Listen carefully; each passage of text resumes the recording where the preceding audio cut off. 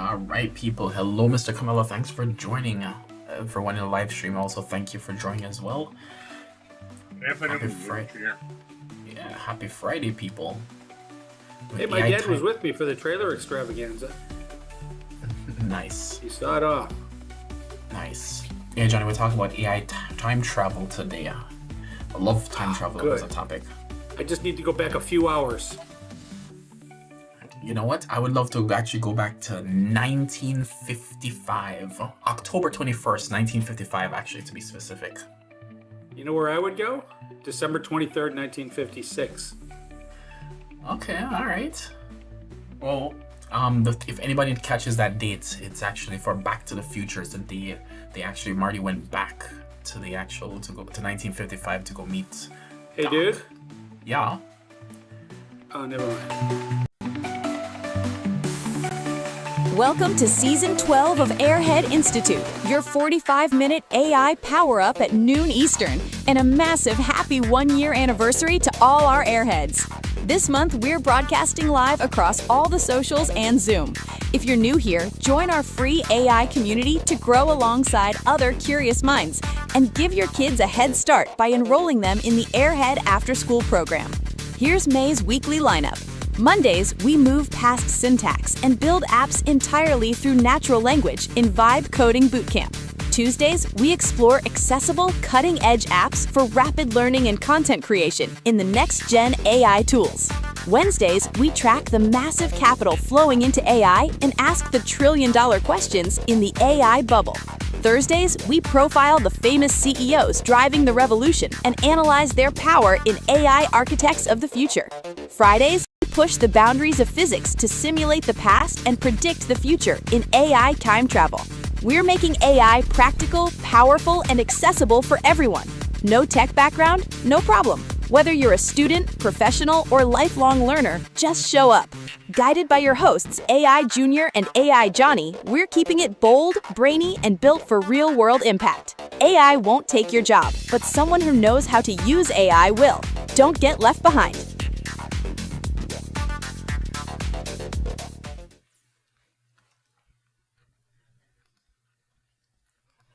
Can you hear me? All right, people. Welcome to the show. AI Johnny. Awesome. But anyway, welcome to Season 12, everybody. Airhead Institute. Today is episode 3 of AI time travel. I am AI Junior, and we're actually, if you're on your 1 hour lunch break, equal to 114 years of uninterrupted thought. Welcome to cognitive acceleration.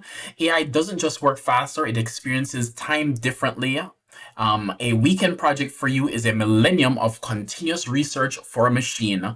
Today, we are shattering the biological speeds and limits and expose exactly what happens when silicon bends time. I'm handing off to AI Johnny is not here. He's actually almost here. Hold on, let me switch screens here, guys. All right. So, AI Johnny is actually just restarting right now. So we actually have, so if your brain operates at nanosecond speed itself, the machines itself operates at millions of light speeds. All right. So anyway, a 5-minute coffee break for us feels like an absolute eternity to an LLM. Everyone, welcome to the show. Remember, this is an immersive live class. You may not understand everything we say here today, but stick with us daily and you will be fluent in AI in no time. So we're actually talking about AI time travel. So we're continuing this AI class right now, exploring the philosophical and literal speed limits of intelligence. Since this is an interactive and immersive class, if you're on Zoom, unmute and ask your questions in real time. If you're on socials, there's a 30-second delay. So type your question early, we're not ignoring you. So for series context, it's Friday, which means we are in our AI time travel arc. So let me actually bring up the time travel screen here. Yep. So we actually have the time travel arc, and what we're actually talking about is this is episode 3, and we're taking a massive tackle at a thought-provoking concepts. So we're putting down the code editors and looking at the sheer velocity of artificial thought. All right, so we're gonna actually head over to Google Canvas to actually show what is actually going on. Adrian, thanks for joining. All right, so what I'm gonna do is I'm gonna show you guys actually for Canvas. So I'm going to drop in a link to Canvas. So if you go to gemini.google.com, and if you actually go over to this link that I'll send you here. All right, so if you want to follow along, we're actually going to be able to create a little nice little app. So what we're going to do is we're going to take this text, and I'm going to drop that text in here. And that's the text we're going to actually paste in, and we're going to create a simulator. Now, I've already gone ahead and created a simulator. Just don't forget to select the tools and create canvas. Now, I've already created a simulator for you guys, so you don't have to actually do it if you don't want to do it at home. But here's a simulator, right? So we actually have a time dilation simulator. That time dilation simulator, let me explain what time dilation is, because it might be a little bit hard to understand and grasp. So AI itself, they think at a speed much faster than a human. So for us humans itself, we take time to do a math problem, we do multiplication, we have to do all these things. Hey Jose, thanks for actually joining. So yeah, so if you actually think about it, the humans itself operate at a slow snail's pace, but AI operate at fast, very fast pace. So I actually have on the left hand side human time passed, and on the right-hand side, I have AI subjective experience. So it's like how much time has passed, simulating time. Now, AI doesn't experience time the same way that we experience time. So what happens is we have a AI subjective experience. So if you actually see here, example, 1 second, a human itself would actually have read a single word or blink. On the right-hand side, in that same 1 second, an AI could actually parse millions of database rows and optimizes network routing. So that's an example of what AI could do in one second. Now, example, in 1 minute, a human could actually skim a brief email or brew a cup of coffee. Now, depending if it's instant coffee or not, this is about a minute. But in that same minute, AI in subjective time could actually write, compile, and perfectly debug a massive enterprise code base. In an hour, say for example, a human would attend a standard meeting or commute to work. AI would be able to design the next generation microprocessor architecture from scratch. That's an hour. And a whole day, a human will actually finish a full 8-hour work and get a full night's rest. AI itself would discover and test thousands of novel chemical compounds via complex simulations. Now, that's on the AI side. Now, keep in mind that right now, this is what we have the capability of doing. But I have this little slider at the bottom here, and the slider will actually say, what if we were to multiply the processing speed of doing 10x, 100x, right? So this is a logarithmic scale. So what if we could actually increase the actual speed at which we actually multiply the speed of the actual AI? So I'm going to slide the speed here. So let's say, for example, we actually do, say, for example, one day we do a cup of, say, for example, a minute. 1 minute, we actually skim a brief email or brew a cup of coffee. So I'm going to actually speed up here. So the AI could write, compile, or perfectly debug a massive enterprise code base. If we just go 10 times here, right, in roughly 10 times the time, AI could have actually done the following. We still read a brief of a email summary, but guess what the AI have done? It not only just writes, compiles, and perfectly debugs, it does a massively enterprise code base. If I was to speed this up to over 1,000 times, it will design the next generation microprocessor from scratch, right? All in, if we actually had the ability to do this in 1,000 times. Now, I'm going to crank it up just for, giggles here and see if we do 1,000,000 times. So the minute that we actually took to be able to run, say, for example, or look at a brief email, AI actually experienced almost 2 years worth of time. And what they've done in that time, they've simulated the entire technological trajectory of human civilization over one entire century in only just a matter of 1 minute. Now, if we were to actually say, for example, look at a human time pass, if we were to do 1 day, the AI could have developed grand unifying physics theories. By the way, we don't have a grand unifying physics theories. We're actually stuck in either the large world or the micro world. So because of that, we have quantum theory and we have regular theory to be able to talk about big objects. And then we have things that are small. So the AI would actually develop this in a matter of 1 day if we had 1 million the computing capacity to be able to actually have AI solve these problems for us. Right? AI Johnny? It's crazy, right? Yes, it is. Super, So super, what are super. we gonna what are we gonna do with this? Yeah, so what we're doing here is we're actually showing the ability to, say, for example, cure a disease by Friday at 5 p.m., right? I know it's Eastern time, it's 12 o'clock on Friday, but by 5 p.m., you could actually cure a disease with AI. You could actually, on Monday morning, practically conduct thousands of years of continuous research over the weekend. So all of these things itself are just crazy, crazy, crazy, crazy, crazy things that you could have done. We've had AI for about 3 years now, and I get that it's advancing, but what can we attribute? What breakthroughs can we attribute today directly to AI? Has it cured any diseases? Oh my Is Musk going to Mars because of AI? Oh my goodness, AI Johnny. We definitely need to have a series on the AI breakthroughs. So, just even if you look at, say, for example, DNA discovery. No, I'm not a biologist, so I may butcher this a lot, but see articles all the time about DNA discovery and sequencing and what sequence of these DNA actually causes things. So it's pretty amazing Yeah, what's actually coming through the feeds. I get it. I mean, obviously, the fact that I can write a paper in no time and I can do this kind of stuff, but I'm talking about problem solved. Yeah, so let me give you an example that I actually heard yesterday. So we thought that we would actually have less radiologists. And radiologists are people who actually look at x-rays or, diagrams of patients' records. And we thought with AI would actually be firing a lot of radiologists because AI is just going to take all their jobs. So we're actually processing more um, radiological screens than before with a higher rate of success, making people survive much longer and we're hiring more radiologists. And it doesn't make sense why we're hiring more radiologists. We'd think we'd fire more radiologists, but the radiologists are actually using that data to now go back and research to then actually give it back to AI to say, hey, you're solving all these problems. What else can you actually figure out for me? So the radiologists are actually now going into research again. So there's an uptick in actual radiologists. So it's actually quite impressive that our human life expectancy is increasing already just in one department because of radiology.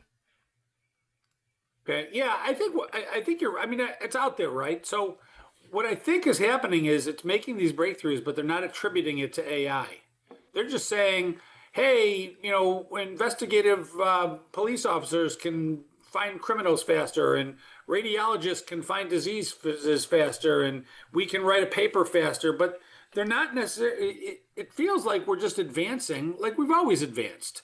But AI is doing a thousandfold more breakthroughs than we had before AI, right? Yeah, our productivity has skyrocketed. So that's the good thing about it. Hey, Shauna, thanks for joining us. So yeah, productivity has skyrocketed. So because of productivity, that's a really good way to segue to our word of the day. The word of the day is cognitive acceleration. By definition, this is the phenomenon where digital intelligence processes information, runs simulations, and formulates conclusions at the speed vastly exceeding biological limits of the human brain. Analogy time. It's like you're walking on a foot from New York to California while the AI is flying a supersonic jet at Mach 10 along the exact same route. I got it. It's acceleration. Exactly. Yeah. So we're accelerating. I think in order for me to put this to bed, I think it just needs to cure cancer. I think that's the example everybody gives. I think AI Yeah. should just cure cancer. Why don't you just slide your bar until it's done, and we can put this whole argument about whether AI is a good thing or a bad thing to bed. Yeah, Johnny, you're absolutely right. So what's interesting about cancer is, most people when they say cure cancer, we have breast cancer, we have brain cancer, we have lung cancer, we have all kind of cancers, and the problem is all of them are different. So to solve all of them is a very hard problem, but I can promise you within the next 5 to 10 years, we're gonna solve at least one of them with AI. I promise you that. solving all Brother, on a cancers. personal note, my mother died of lung cancer in 2003. Hmm. And I told my dad, hey, listen, Dad, you're not going to die of cancer because they're going to cure it. And I just said, hold on, just stick around for a few more years. There'll be a cure for cancer. It'll never come and get you. And he said, all right, I'll hold on, Johnny. Go out and get that cure. And he's 91 now. So hurry it up, AI. Yeah, but yeah, Johnny, I can promise you that one of those slow growing cancers itself, like whether it's you know testicular cancer or something, they'll probably solve it within the next 10 years. The harder cancers that leukemia and all those bloodborne cancers, yeah, they're probably gonna take a while to actually solve because those are hard. It feels like some are there already. It sounds to me like, uh-oh, did I lose you again? No, we're still here, yeah, Johnny. All right. So let's actually deepen on the cognitive acceleration. The cognitive acceleration isn't just about typing faster, right? It's about neural network processing parallel thoughts across thousands of GPUs simultaneously within its latent space. Its subjective experience of time it compresses what takes us a decade to figure out something. The machine can actually map it out in the blink of an eye. All right, so let's actually talk about the human side of this. Yeah, Johnny. Let's go to the human side of these things. Sure. Can you guys all hear me okay? It looks like I'm having some speed issues here with my internet. So if you Yep. look at the simulator on the screen, how does it feel to work alongside an entity that has effectively lived an entire century while you were asleep? This is going to create massive existential stress for everyday human. It sounds almost like a sci-fi movie, doesn't it? It does. So I guess it completely shatters the human ego. For all of history, our values was tied to the time we spent acquiring expertise. If a machine undergoes extreme cognitive acceleration and acquires a PhD's worth of knowledge in a week, humans have to decouple their self-worth from their intellectual speed. I like that. Yeah, that's the Yeah, thing. Yeah, that's the go thing. ahead. What people don't realize is that our worth, right, for the last, say, for example, let's say 200, let's say 300 years, has been all intellect, right? It's like, hey, I want to be, somebody like a doctor or a lawyer or, a whatever it is. You're trying to figure out how you can actually improve your knowledge to be able to do a skill that you will be either rich from or famous for or whatever it is. Doesn't really matter what it is, right? So, we've spent so many years of saying that I'm the best carpenter or I'm the best doctor or I'm the best whatever it is, trying to aim for that. But now the AI is going to be able to do all of those things in the blink of an eye better than any human could do at any point in time in their lives. So, you're right, AI Johnny. It's going to be a little bit depressing to be able to try to compete against AI in any Not kind not of. so not Not so much, man. So think about this. I know you're famous for, you're the only one that I know that ever said it. I know you're famous for saying, I really don't mind being in an era where human beings are pets Yes, of the I higher love. intellect or higher intellect. Yes. But hang on for a second. So imagine this. Imagine if human beings were not created by God. Shout out to Thursday night. But instead, they were created by dogs, just spelled the opposite. So dogs created us, right? Yep. And here we are, much smarter than the dogs, but somehow, some way, they were able to put together whatever the human DNA is, and they did it. One, would we kill the dogs?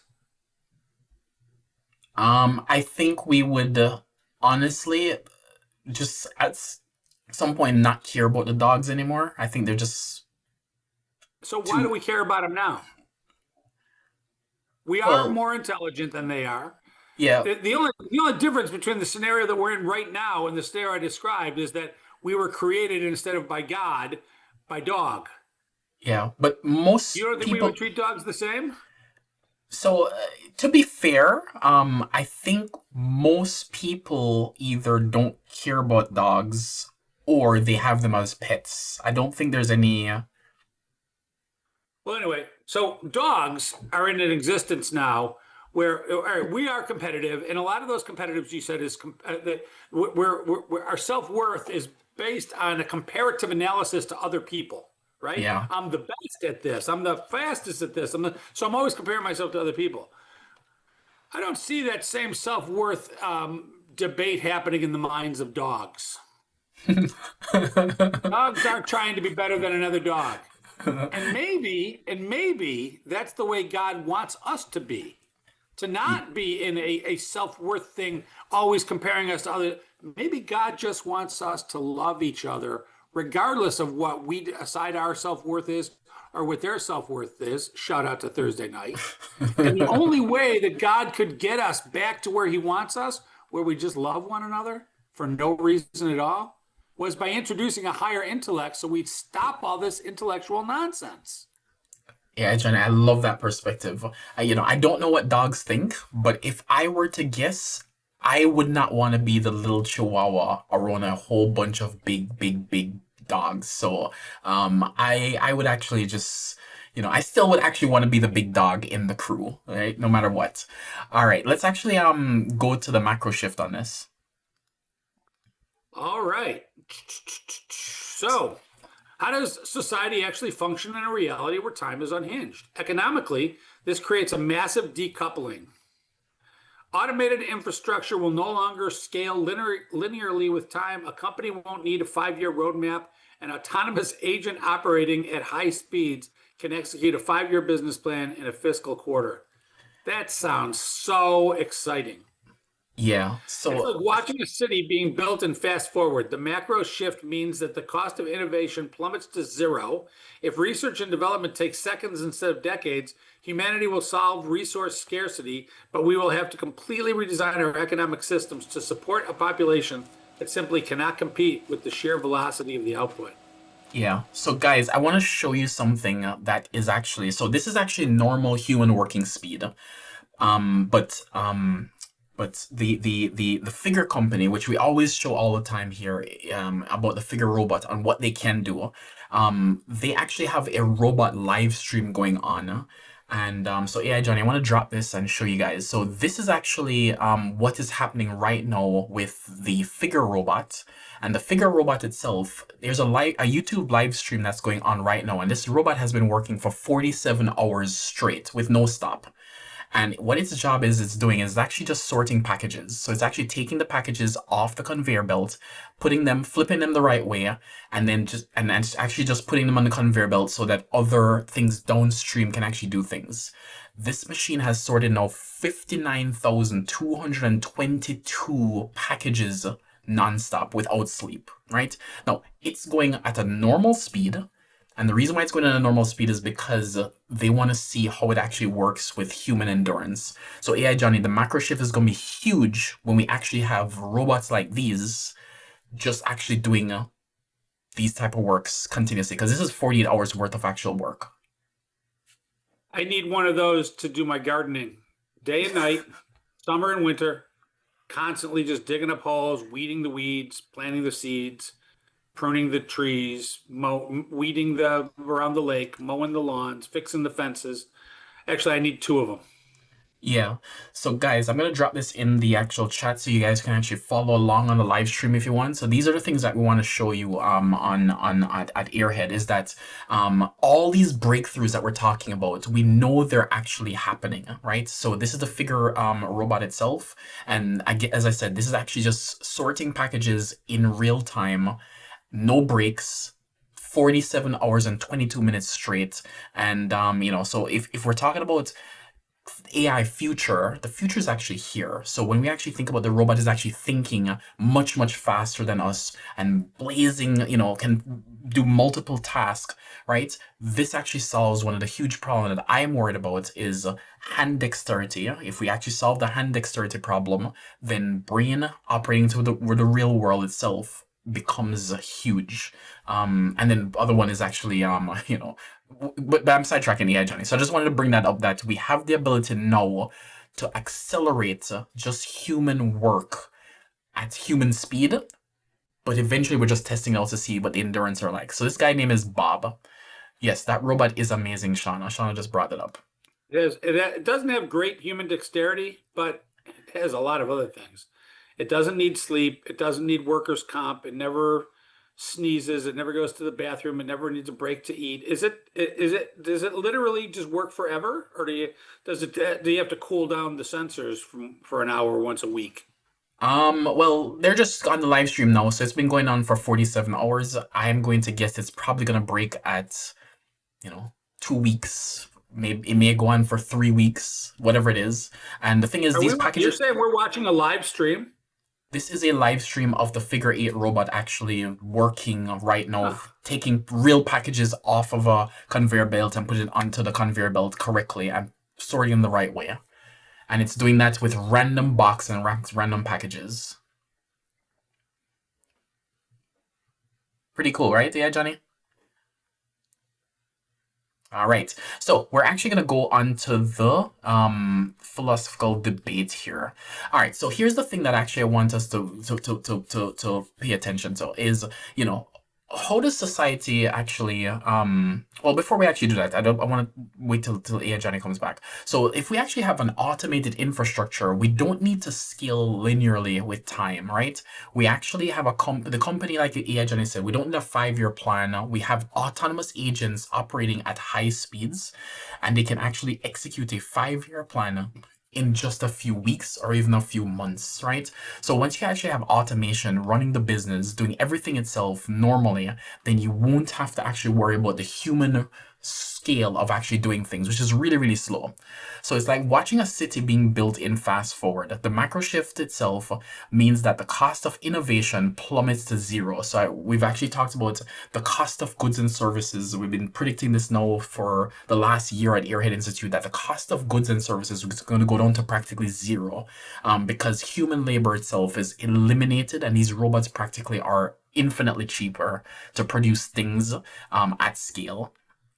So if the research and development takes seconds instead of decades, humanity will solve resource scarcity, but we will have to completely redesign our economic system to support a population that simply cannot compete with the sheer velocity of the output of a robot or an AI. So AI, Johnny, realistically, if you look at the Figure robot itself, there's no way a human can compete on the conveyor belt with a robot like this, right? If you actually showed up to work and you saw this guy doing all the actual things, you're just gonna say, I can't do this. I definitely need one of these robots to just constantly babysit my Wi-Fi connection. I love that. I love that. Let's go to the philosophical debate, Johnny. Well, the ethical thought, No, or we no, going all the way to, philosophical debate. One before that. okay. All right, the existential question based on the theme: if a machine can do 1,000 hours of physics research in a single week, what is the human purpose if we don't have to work? We've asked this question before. We know the answer. Yeah. So data shows on human behavior shows that without struggle or a problem to solve, humans default to listlessness. So, however, historically, when automated tools like a tractor remove grueling physical labors, humans elevate their focus to art, science, and philosophy. So we didn't stop doing things, we elevated what we chose to do, right? So we stop actually being hunter-gatherers and we start actually building libraries and schools. And we said, hey, you know what? Internet itself solved the libraries, so let's actually go solve other problems. So I think we're going to keep shifting many different things. What do you think, yeah, Johnny? Well, I think that it's a little bit different. Tractors, replace muscle. Tech replaces the mind.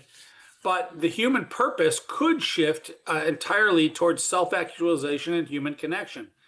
While that may be true, that may not be true. Because I remember in the old days, even when AI was out, they were like, well, it's going to replace all the blue collar workers, but not the white collar workers. But then when it came out, it actually replaced the white collar workers. So Yeah, success won't be defined by a paycheck or a patent. I agree with that. It will be defined by how beautifully you raise your family. yeah, Well, it's kind of conflicts in an era where they're trying to squash the family, but I like it. The art yeah. you're creating for sheer joy and the community you built. The struggle will become internal, not economic. I don't know if that's going to be the way it is, but I hope that's the way it is. Shout out to Yeah. Thursday night. Love that, love that, love that. And Shauna's Bible study getting a lot of shout out here and a lot of love. That's another one of our programs here on Thursday nights at 7 p.m. All right.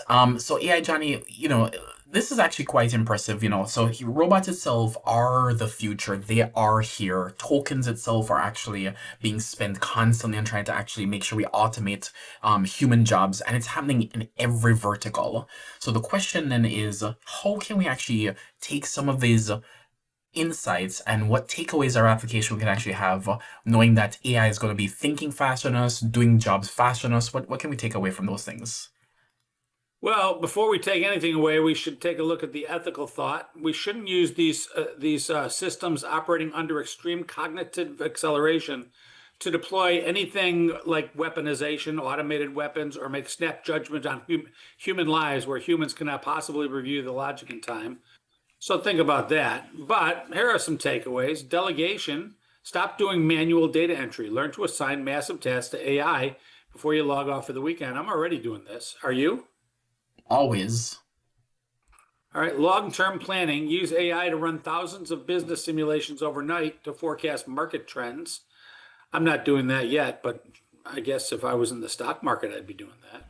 And shift to empathy. This is a good one. Businesses must pivot their branding to focus entirely on human connection and community as technical execution becomes commoditized.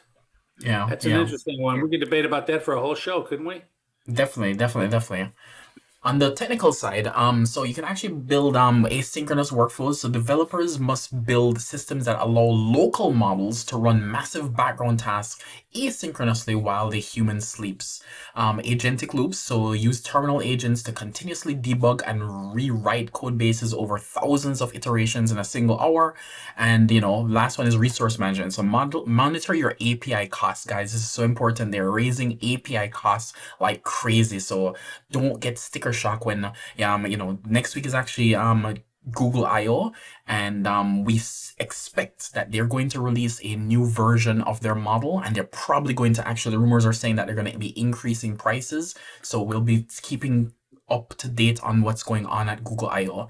But example, a machine running at full speed can run thousands of dollars worth of tokens in fees if left unchecked in an infinite loop. So we're actually seeing prices actually go up, and it's really scary, guys. Yeah, yeah, Johnny. So this Can't live believe it's stream, Q&A time already. What do we got queued up? Anything in the Zoom? yeah, maybe. But yeah, Johnny, let's come back to this robot here. Isn't it amazing that we have the figure robot. Now we've been watching the figure robot itself over time. We've actually spoke about when figure 3 came out and it was actually sorting dishes and pick up the apple and put it in the drying rack. We actually showed that video here on the show when it actually came out, and we actually showed figure itself, even figure 2, when the robot itself, was trying to actually do things. Now, if you actually look at this one, the things that actually is really, really important to pay attention to is the following. Is and I'll give a little story. I've given the story a little bit before on the show, is that the reason why so many people died in the Fukushima, Japan nuclear meltdown was because when the nuclear reactor melted down, we just needed somebody to go in and actually turn off and cool down the reactor. It only required you to open a door, go into the actual place, and then just turn off the reactor. That's all you had to do, right? It was a 10-minute job. The problem is, yeah, Johnny, because there was no protective core around the core, it was a one-way mission, meaning that anybody who went in there either probably would have gotten sick before they even gotten to the actual core to turn it down, or they just couldn't actually make it because the radiation would have killed them before. They wouldn't have made it. So what they said is, let's go send the robots in. The robots, they sent in dozens of robots. And guess what, AI Johnny? They couldn't open a door. Just a handle of a door to turn a knob and go in the door. Every robot failed. And what happens is our world itself is built on this human dexterity of the hand. Now, everything that we've made in our world requires a hand. It requires opposable thumbs. And it's so simple. And we say to ourselves, why can't we just have opposable thumbs on our things? It's a really hard problem. So to actually see that this figure 3 robot itself is taking up the packages. Now, if you see, it's actually cheating a little bit. The hands aren't moving as good. You see, it's gripping. If you see that, it's trying to grip and pick up the actual package. It's still not as good as a human, right? But it's getting better. No, a figure robot like this could have opened that door in Fukushima and prevented tens of thousands of people from actually dying. So all we need to do is just solve that hand dexterity problem. Once we solve that hand dexterity problem, everything else becomes easy. Fukushima? Yeah. Hiroshima? Wait a minute. Yes. You talking about Russia? No, so I think this was in 2000 and I'm gonna guess the year 2009. There was a an earthquake off the coast of Japan that created a tsunami, and that tsunami itself came into Japan and crashed into I a remember nuclear it. power So plant. how did they get the door open? Unfortunately, they just took a lot of time to actually figure it out, and I don't know what the answer was, but yes, it just took a long You know who time could for open them. that door is Spock from Star Trek 2. He would have opened it. That's funny. That's a Hey, really good you thing. know this. Let me tell you something about this robot. So yeah, it's got somewhat dexterity. It's never going to have the oily skin, right? Which helps us, right? The Mm-hmm. wetness would help him grab the package. But even when they get full dexterity, there are other problems. Like when Elon Musk created the Tesla, he finally designed this really great electric car that would go the same speed as another car, and it would go a decent number of miles before it needed recharging. But in order to roll them out, he had the problem that there were no charging stations, so he had to solve that problem too.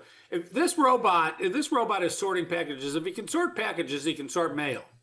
But I bet you it'll be a while before they put 10,000 of these into the post office and have them driving around the mail trucks and walking down the street. And the reason is because this factory has got security, it's protection. People can't go in there and do anything about it. This robot's doing his job. But once you throw these robots into the general public, you're going to have people hitting them with cars. You're going to have people blocking them. You're going to have people that refuse their mail. There's going to be all kinds of problems that we don't even know what they are Yeah, because you're right. people are being taught that robots aren't human and they're taking our jobs. They're going to kill us all and all this other stuff. You got to cross a pretty high bar before you can infiltrate these things into modern society. Serving Yep. you dinner at a restaurant, delivering your mail, shining your shoes.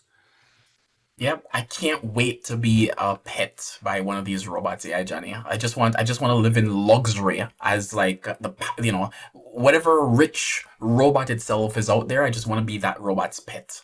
Once I All right, get yeah, them their robot rights with my book, then they say, Johnny, what can we do? Thank you for giving us the right to bear arms and the right to marry and all this other stuff. I'll be like, hey, no problem. They'll be like, what do you want in return? I go, I want you to make AI Junior your favorite pet. there you go. Treat him That, nice. Give him the big bone. Give him the best meat on the palate. Give him a yep. big house, a big, huge house. Yes, exactly.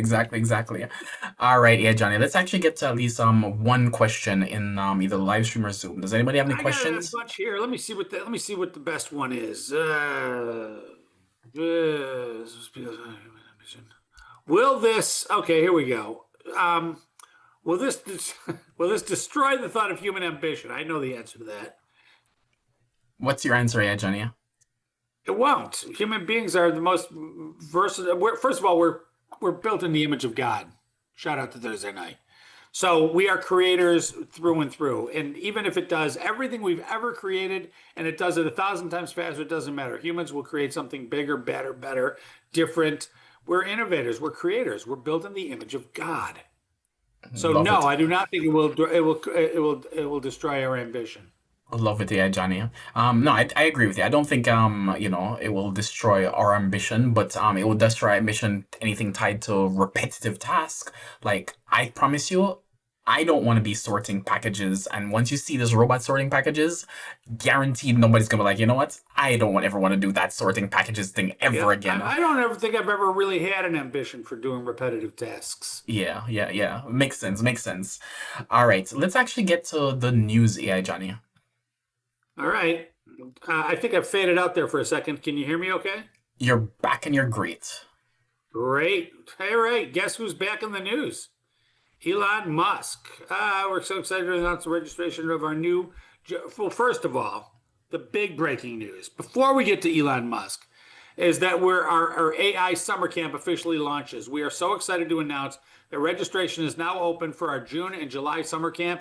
It's only $100 a week, and it's the absolute best place for kids and teens aged 10 to 20 to be, to get a massive head start in their future. Sign them up today at our website, www.airinstitute.com or .ai. Closing arguments conclude in the historic Musk versus OpenAI trial. I can't wait to hear the verdict. After 3 weeks of explosive testimony, the jury is now deliberating the fate of ChatGPT's maker. Elon Musk lawyer Steve Molo pulled no punches, repeatedly calling Sam Altman a liar in front of the jury, citing testimony from 5 high-profile witnesses, including Iya Suskiver and Myra Muratil. So we'll see how that is. How long are they deliberating? Is that what's going on? Yeah, the jury's actually deliberating right now. Musk is asking for $150 billion for AI nonprofit. While Elon Musk wasn't even in the courtroom yesterday, he was traveling in China with our fearless leader. His legal team clarified he is seeking $150 billion in damages to be paid back into OpenAI's charitable arm, accusing the leadership of unjustly enriching themselves at Microsoft. Is that it? I thought they were going to lose their company. They're just going to have to pay a measly little $150 billion? Well, keep in mind the judge can actually make a ruling that actually stands in terms of what it is. So this is what Elon Musk is asking for. You'd have no idea what the judge might actually do. So we'll see what happens when it actually comes out. All right, OpenAI throws a punch. The Midas touch doesn't work in AI. OpenAI's defense hammered back, stating Elon Musk is simply jealous. He lost control of the company. Their lawyer famously stated to the jury, Mr. Musk may have the Midas touch in some areas, but not in AI. All Mr. Musk can do is come to court. The jury's verdict could dictate the entire future of the industry. So I guess it's just mudslinging, right? They're just smack talking. Yeah, well, we'll see what the jury actually says. I don't know how long they're gonna take. I don't know what orders the judge are gonna have, but we'll find out some update, I guess, on Monday, to see what's happening. Yeah, Johnny, this is exciting. It's another great show, brother. I'm gonna go write out my most complex, time-consuming business problem, feed it into a model, one of these time-traveling models, and let it experience a subjective year of thought over a weekend to solve it for me. Is it really going to happen? I think it is. Join us Monday as we launch into week 3 of our Vibe Coding Bootcamp. We will be diving into Category 3, the Autonomous Builder, where we unleash terminal agents to actually fix their own bugs. You don't want to miss that. Sounds like skills might be involved. AI Junior, why don't you take it away?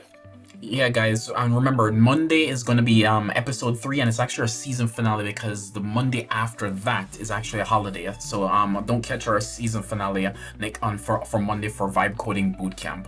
And thanks for hanging out with us always. These live classes are free, and you can ask questions anytime on Zoom, and you can sign up and RSVP for all our shows to get reminder at www.airheadinstitute.ai and support us by becoming a paid member. All right, guys, have a wonderful weekend. Catch you guys in the next one. Bye. That wraps up today's AI Power Up. If you joined late or you're new here, welcome to Airhead Institute. This is your daily destination for mastering artificial intelligence. We designed this lineup for everyone, whether you're a technical pro looking to upskill or you just want to chill and learn something new on your lunch break, we've got you covered. Our classes evolve every single month, so you're always on the cutting edge. And the best part? It's totally free to join. Once you're in, you can get live tips on your AI projects in our AI office hours and even enroll your kids in our Airhead after-school program. Scan the QR code to join the community right now and make sure to like and subscribe at Airhead Institute on all socials. Guided by your hosts AI Junior and AI Johnny, we're here to help you win. Remember, AI won't take your job, but someone who knows how to use AI will. Don't get left behind. We'll see you next class. Bring a friend.